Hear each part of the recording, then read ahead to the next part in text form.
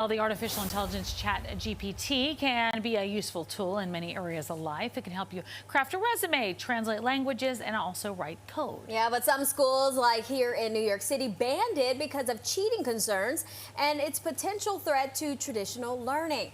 But one local learning specialist says it can actually boost your child's learning experience. Yeah, that's right. Dr. Rebecca Mannis, founder of Ivy Prep Learning Center, joining us to talk more about it. Welcome back to the show. Good to see you. Nice to see you. Nice to see you. You know, so it's somewhat new to everybody, I really think. You know, it's been out there, but Chat GPT to get on there and play around a little bit, it's got to be scary for parents. Talk about some security issues, though, because that is a valid concern with all this.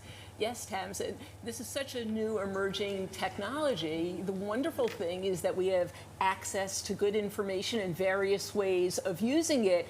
And at the same time, teachers are still learning not only how to make it an effective tool, but also they and parents how to keep our kids safe. Yeah, so true. Can you explain for us how exactly AI can help a child read and what a parent should be doing when they're opening up Chat GPT? Sure. Well, it's as simple as signing up and getting into tapping or dictating. The reality is that it's a very friendly, accessible way of getting information and also using directions to use information. So say somebody wants to learn about the James Webb Telescope.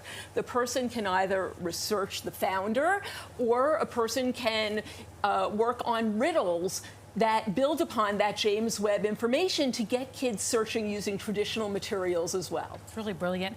So kids, everybody learns at their own pace, right? Kids in particular. How do you make sure that AI is on the same pace as kids are? That's an excellent question, and it's one thing that parents and teachers are grappling with. Well, there are a number of ways. First of all, as my professor Jean Chall at Harvard's Ed School said over 30 years ago when we were looking at tech and education, she said, you know, nothing's ever going to replace the benefit of a fabulous teacher or holding a great book. At the same time, there are three things parents can particularly do. One of them is keep reading with your kid. That way you can make sure that the information is sinking in and at the right level. Another thing that you can do is use a Lexile reader, which is an app that lets you see the reading level of the content in the AI. And the third thing is always speak with your child's teacher so that you can think collaboratively about your child. I know for me, when I think of kids integrating, kind of using Chat GPT or the internet, I think of the kids that were kind of using Siri to ask the questions to problems and basically cheating. So what are some of the pros and cons of using AI?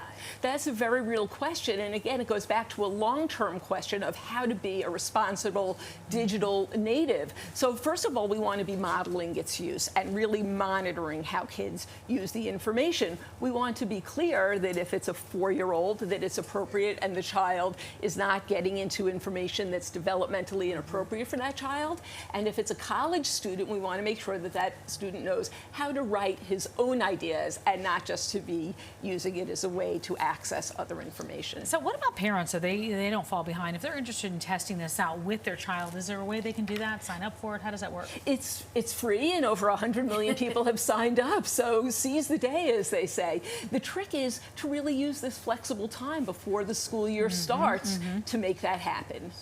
All right. Well, Dr. Mannis, thank you so much for joining us today. Thank you. Nice to see you. All right. And for more information or for tips to help students of all ages, you can follow Dr. Mannis on her Instagram at Ivy Prep Learning.